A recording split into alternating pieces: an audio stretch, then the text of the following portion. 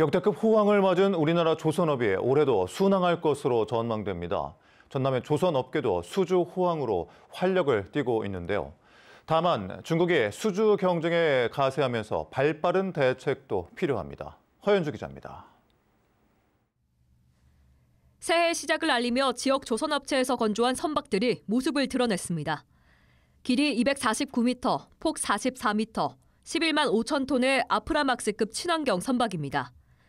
지난해 8억 4천만 달러의 성과를 달성한 대한조선은 오는 2027년 상반기까지 수주 잔량을 확보했습니다.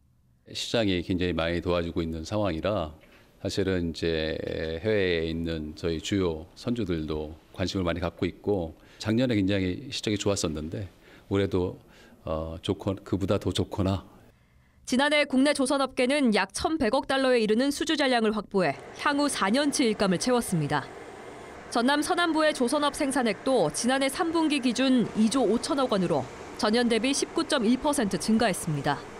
수주 잔량은 지난 2020년 이후 2배 이상 빠르게 늘었고 지난해 상반기 영업이익도 전년도 전체 영업이익을 훌쩍 넘어섰습니다. 친환경 선박의 발주 증가와 중동과 러시아, 우크라이나 지역에서의 지정학적 이슈로 인하여 대부분의 조선사들은 3년치 이상의 일감을 확보하게 되었습니다. LNG와 LPG 운반선 등 고부가 가치 선박으로 선별 수주 전략을 펼치면서 흑자로 이어지고 있습니다.